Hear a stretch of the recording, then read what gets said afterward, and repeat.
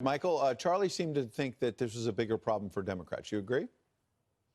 I agree entirely. There's no substitute for success, and conservatives should not clutch defeat from the jaws of victory. This is a successful presidency thus far. We know President Trump did better among millennials relative to his opponent than either John McCain or Mitt Romney. He did very well. He did relatively well and better than Romney among Hispanics, and that population has increased by between 2 and 3 times in the last several decades, and it's overwhelmingly young, it's overwhelmingly millennial, which skews the millennial vote broadly. Nevertheless, President Trump did fairly well.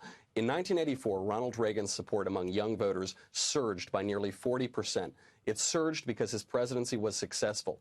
What we've seen in the last few weeks: excellent diplomacy in North Korea, a good economy, returned hostages, the Kanye awakening in public and popular culture. These are all great numbers, and the only poll that's going to matter is in November 2020, and I think you could see a repeat of 1984 if things keep going this way. Charlie, something that Ben Shapiro wrote recently caught my eye. Among other things, he said the data shows that the young conservatives tend toward libertarianism on issues like drugs and sex, what I referred to a moment ago, but share the same priorities as older conservatives on fiscal and economic issues. And we heard Vice President Pence in this commencement address kind of allude to that. Look, Donald Trump is getting results on the economy, and that matters to young people.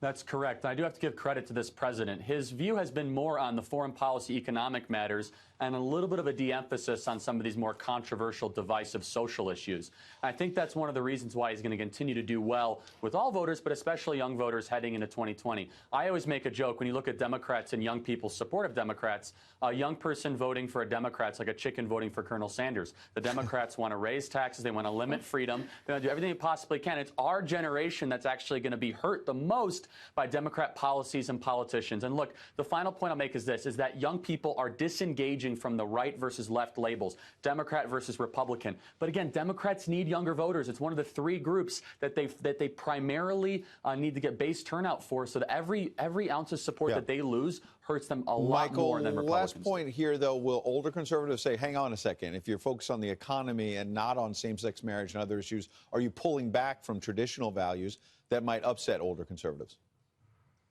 Politics is downstream of culture, as Andrew Breitbart was fond of saying, but we're winning the cultural war. I think some conservatives are missing it because they expected us all to start listening to Brahms and Haydn and drinking sherry and tweed suits. That isn't what winning the culture looks like. What winning the culture looks like is Chance the Rapper tweeting out and saying, black people don't need to vote for Democrats, and Kanye West saying, I like this president, I like this conservative Republican president. Allie, politics is downstream of culture, but we're winning.